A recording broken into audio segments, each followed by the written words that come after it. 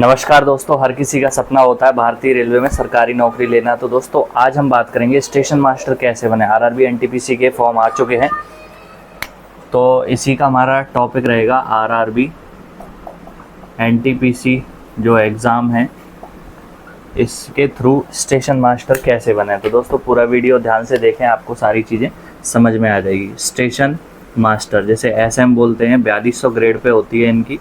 दोस्तों ये जो ग्रेड पे होती है जीपी ग्रेड पे, जितनी ज़्यादा ग्रेड पे होगी उतनी ही ज़्यादा अच्छी, उतनी ही ज़्यादा ऑफिसर कैटेगरी की नौकरी मानी जाती है। यदि ये ग्रेड पे 1800 है तो वो सबसे लोवेस्ट होती है, यानी कि ग्रुप डी की होती है। फिर 1900, 2000, 2400, 2800, 4200, 4600, 4800, 5400। तो स्टेशन मास्टर की जो grade pay initial grade pay होती है वो 4200 होती है, और ये धीरे धीरे प्रमोशन होगा। 4600 पहला प्रमोशन, फिर 4800 दूसरा प्रमोशन, फिर 5400। तो ये 5400 ग्रेड पे तक जाते हैं। और 5400 ग्रेड पे दो होती हैं, एक ऑफिसर कैटेगरी की और एक कर्मचारी कैटेगरी की। तो ये कर्मचारी कैटेगरी वाली में चले जाते हैं। तो दोस्तों स्टेशन मास्टर के लिए क्या क्या चाहिए, इसके लिए ग्रेजुएशन पास होना चाहिए आपको। ग्रेजुएशन में आपके पास कुछ भी हो, जैसे ग्रेजुएशन में बीए हो सकती है आपके पास, बीएससी आपने पास करी हो, या बीकॉम कर रखी हो आपने, या बीटेक कर रखी हो, बीटेक बीसीए कर रखी हो, बीबीए कर रखी हो। ये सारी जो भी ग्रेजुएशन कोई भी डिग्री यदि आपने पास कर रखी है, आपका रिज़ल्ट आ गया है, तो 14 सितंबर से फॉर्म भरना स्टार्ट हो जाएंगे इसके, और ये चलेंगे 13 अक्टूबर तक 2024 तक। इसका दोस्तों एग्ज़ाम जो होगा वो फरवरी 2025 में एग्ज़ाम होगा। अब दोस्तों बात करते हैं स्टेशन मास्टर कौन होता है। आपने स्टेशन, हर एक छोटा बड़ा स्टेशन जो होता है उस पर एक स्टेशन मास्टर होते हैं। स्टेशन मास्टर क्या करते हैं, इनका क्या क्या काम होता है, चलिए मैं बताता हूँ। दोस्तों स्टेशन मास्टर एक पूरे के पूरे स्टेशन का मालिक होता है, चाहे छोटा स्टेशन हो चाहे बड़ा स्टेशन हो। हालांकि जो बहुत ही ज़्यादा बड़े स्टेशन होते हैं जहाँ पर बहुत ज़्यादा भीड़ भाड़ आती जाती है, तो वहाँ पर स्टेशन डायरेक्टर यानी कि AOM एक पोस्ट होती है ऑफिसर कैडर की, उनको मेन बना दिया जाता है। इसके अलावा दूसरे नंबर पर जो आते हैं वो SS होते हैं, यानी कि स्टेशन सुपरिटेंडेंट, जो स्टेशन मास्टर से ही बनते हैं और 5400 ग्रेड पे वाले होते हैं। तो दोस्तों आगे इसी विषय में बात करते हैं स्टेशन मास्टर का क्या काम होता है, और स्टेशन मास्टर के लिए कौन सा एग्ज़ाम क्वालिफाई करना होता है। तो दोस्तों सबसे पहले आरआरबी एनटीपीसी जो एग्ज़ाम है इसमें CBT 1 आपका एग्ज़ाम होगा, जिसमें GK, मैथमेटिक्स और रीजनिंग, ये 3 सब्जेक्ट का 100 मार्क्स का एग्ज़ाम आपका होगा। उसको पास यदि आप कर लेते हो, उसके लगभग 4 से 5 महीने के बाद होगा CBT 2 एग्ज़ाम। ये होगा 120 मार्क्स का। सब्जेक्ट यही सेम रहेंगे, GK, मैथमेटिक्स और रीजनिंग। यहाँ पर दोस्तों थोड़ा सा एग्ज़ाम इजी रहेगा, यहाँ पर एग्ज़ाम थोड़ा सा टफ रहेगा। 90 मिनट्स यहाँ पर मिलेंगी और 90 मिनट्स ही यहाँ पर मिलती हैं। आप देख सकते हैं यहाँ पर 90 मिनट्स में 120 क्वेश्चन है, और यहाँ पर 90 मिनट्स में 100 क्वेश्चन है। तो यहाँ पर ऑब्वियसली कंपटीशन थोड़ा कम है और यहाँ पर कंपटीशन ज़्यादा है। 1/3 की नेगेटिव मार्किंग रहती है। यदि आप 3 सवाल गलत कर देते हैं तो आपका 1 नंबर कट जाएगा। तो दोस्तों CBT 2 के बाद होता है CBAT, जिसे साइको टेस्ट भी बोलते हैं। इसको साइको टेस्ट भी बोला जाता है, CBAT। ये स्टेशन मास्टर का होगा। CBT 1 हो गया, CBT 2 पास कर लिया आपने, फिर होगा CBAT यानी कि साइको टेस्ट। इसमें क्या होता है, रीजनिंग टाइप के क्वेश्चन आते हैं, यानी कि आपका दिमाग सही तरीके से काम कर रहा है कि नहीं कर रहा। इसकी कोई मेरिट नहीं लगती है, ये केवल पासिंग के लिए होता है, ये चेक करने के लिए कि आपका दिमाग ओवरऑल ठीक है कि नहीं है।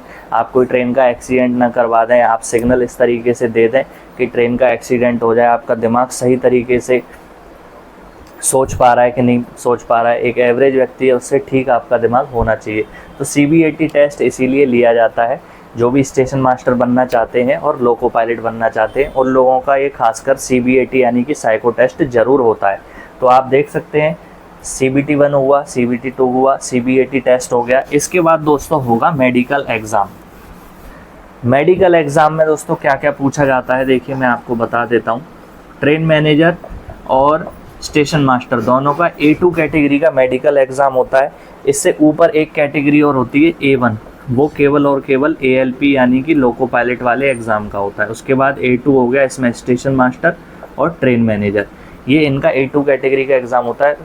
लगभग सेम ही है, बस आँखों में यदि थोड़ा सा आपका नंबर है तो इसमें स्टेशन मास्टर और ट्रेन मैनेजर में चल जाएगा, लेकिन चश्मा बिल्कुल भी अलाउ नहीं है। थोड़े बहुत नंबर का चश्मा है, जैसे -0.5 है या -0.3 है, इस नंबर का तक चल जाएगा, लेकिन ALP में बिल्कुल भी चश्मा नहीं चलता है। इसमें थोड़ा बहुत नंबर आपकी एक आई साइड में है तो चल जाएगा, यानी कि एक आई साइड तो 6/6 होनी चाहिए और एक 6/9, ये आपका चल जाएगा। वहाँ पर बिना चश्मे के आपका टेस्ट लिए जाएंगे जितने भी हैं। तो इनकी स्टेशन मास्टर ट्रेन मैनेजर की A2 कैटेगरी होती है। ये यदि आप इसमें, इसके अलावा क्या होता है देखिए, एक्सरे होगा आपका, यूरिन टेस्ट होगा यानी कि पेशाब का टेस्ट होगा, इसके अलावा ब्लड सैंपल भी लिया जाएगा, ब्लड टेस्ट होगा। ब्लड टेस्ट के अलावा आई टेस्ट हो गया। आई टेस्ट में 3-4 टेस्ट होते हैं अलग अलग तरीके के। आई टेस्ट के अलावा फुल बॉडी चेकअप होगा, फुल बॉडी चेकअप हो गया। इसके अलावा पाइल्स, ये बवासीर वगैरह, ये हार्निया वगैरह, ये सारी चीज़ें चेक की जाएंगी। और आपको नंगा करके आपकी टेस्टिस, जो अंड ग्रंथि हैं, वो 2 आपकी होनी चाहिए। लड़कियों का ये वाला टेस्ट नहीं होता है, केवल लड़कों का ही होता है, क्योंकि जब 2 होते हैं तो डिसीजन मेकिंग उनकी बिल्कुल एक्यूरेट होती है, सही होती है। जिसका 1 होता है उसकी डिसीजन मेकिंग गड़बड़ हो जाती है तो उसको रिजेक्ट कर दिया जाएगा। तो ये मेडिकल टेस्ट जब हो जाएगा, एक ही दिन में मेडिकल टेस्ट हो जाता है, सारी की सारी रिपोर्ट आ जाती है। सारे फेजेस आपने क्लियर कर लिए, उसके बाद दोस्तों आपको भेज दिया जाएगा लगभग 3 से 4 महीने की ट्रेनिंग पर। इसकी लगभग 3 to 4 मंथ्स की ट्रेनिंग होती है स्टेशन मास्टर की। यहाँ पर ये होते हैं ZRTI यानी कि training institute, zonal railway training institute. ZRTI में आपको भेज दिया जाएगा फाइनल, यदि आपका सिलेक्शन हो जाता है पूरी तरह से। वहाँ पर आपको काफ़ी सारी चीज़ों के बारे में पढ़ाया और सिखाया जाएगा। कमर्शियल पढ़ाया जाएगा, ट्रैफिक पढ़ाया जाएगा, इसके अलावा थोड़ी बहुत जो भी नॉलेज और भी दी जाती है।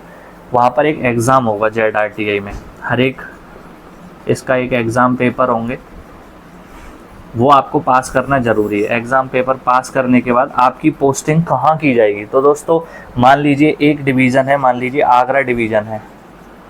ये आगरा डिवीज़न में 50 स्टेशन है। एक स्टेशन ये है, एक ये है, एक ये लाइन जा रही है, एक यहाँ, एक यहाँ, एक यहाँ, एक यहाँ, 50 स्टेशन है पूरे आगरा डिवीज़न में। तो इनमें से कहीं पर भी आपकी पोस्टिंग हो सकती है। इन छोटे छोटे स्टेशनों पर भी हो सकती है, या बड़ा स्टेशन है आगरा, यहाँ पर भी हो सकती है। मथुरा है, वो भी आगरा डिवीज़न में आता है, वहाँ भी हो सकती है। कहीं पर भी आपकी पोस्टिंग हो सकती है। सामान्यतः 8 आवर्स यानी 8 घंटे की ड्यूटी इसमें होती है स्टेशन मास्टर में। 4200 ग्रेड पे होती है आपकी। लगभग सैलरी 55,000 रुपये स्टार्टिंग से आपकी सैलरी बनना स्टार्ट हो जाएगी। 8 घंटे की ड्यूटी, 4200 ग्रेड पे 55,000 रुपये सैलरी आपको मिलेगी। इसके अलावा दोस्तों रेलवे की जो फैसिलिटी है, मेडिकल फैसिलिटी या बच्चों की पढ़ाई के लिए जो रेलवे देती है वो मिलेगा, और जो भी फैसिलिटी है, पास वगैरह की फैसिलिटी, वो आपको स्टेशन मास्टर में मिल जाएगी। काफ़ी अच्छी ये जॉब रहने वाली है स्टेशन मास्टर की, और इसमें नाइट ड्यूटी रहती है दोस्तों। तो आप ये थोड़ा ध्यान रखें कि इस वाली पोस्ट में नाइट ड्यूटी रहती है। लगातार 6 दिन की नाइट ड्यूटी के बाद फिर चेंज हो जाएगा, फिर आपकी दिन की ड्यूटी आ जाएगी। जैसे ऐसे शिफ्ट बना दिए 3-3 शिफ्ट, जैसे कि मैं आपको बता दूं 3 शिफ्ट रहती हैं नाइट ड्यूटी में सामान्यतः। पहली जो शिफ्ट रहती है वो सुबह के 8 बजे से शाम के 4 बजे तक रहती है, 8-16 बोलते हैं। फिर शाम के 4 बजे से लेके ऑड बजे तक रहती है, यानी कि रात के 12 बजे तक। एक रहती है रात के 12 बजे से 8 बजे तक। तो ये 3 शिफ्ट रहती हैं। इनमें से 6 दिन आपने इस शिफ्ट में ड्यूटी कर ली, फिर 6 दिन इस शिफ्ट में आ जाएगी, फिर 6 दिन इस शिफ्ट में। इसी तरीके से रोटेशन होता रहता है। इनका क्या काम होता है स्टेशन पे दोस्तों, जो भी मूवमेंट होता है वो इन्हीं के अंडर आता है। जैसे जो भी मूवमेंट मैं बता देता हूँ, मान लीजिए ये हमारा एक स्टेशन है मथुरा जंक्शन। मथुरा जंक्शन ये स्टेशन दोस्तों, अगला जो स्टेशन है भूतेश्वर, इससे कनेक्ट रहता है, और इसके इधर वाला जो स्टेशन है बाद, इससे कनेक्ट रहता है। इसके यहाँ जितनी भी लाइन जाती हैं, यहाँ पर मान लीजिए MSRP मुड़ेसी रामपुर स्टेशन है, इससे कनेक्ट रहता है। तो यहाँ के स्टेशन मास्टर, इधर से कोई गाड़ी आ रही है तो ये वाला स्टेशन मास्टर इनसे पूछेंगे कि हम आपको एक गाड़ी देना चाह रहे हैं, आपकी ये वाली लाइन क्लियर है कि नहीं। तो दोस्तों ये बोलेंगे कि हाँ मेरी लाइन क्लियर है, इस लाइन पर कोई भी गाड़ी नहीं है, जो गाड़ी आई थी वो पहुँच गई है मेरे पास, आप मुझे गाड़ी दे सकते हैं। तो इनका काम होता है लाइन क्लियर लेने का और देने का। इनको भी लाइन क्लियर दे सकते हैं, इनसे ले सकते हैं, इनको भी दे सकते हैं, इनसे ले सकते हैं। तो इनका काम होता है लाइन क्लियर देने का। साथ ही साथ ये जो मथुरा जंक्शन स्टेशन है ये अपने डिवीज़न से जुड़ा हुआ होता है। तो आगरा डिवीज़न है, यहाँ पर बैठे हुए हैं अधिकारीगण, यहाँ पर बैठे रहते हैं। तो इनसे पूछ के ये गाड़ी रिसीव करते हैं और देते हैं, रिसीव करते हैं और उनको देते हैं।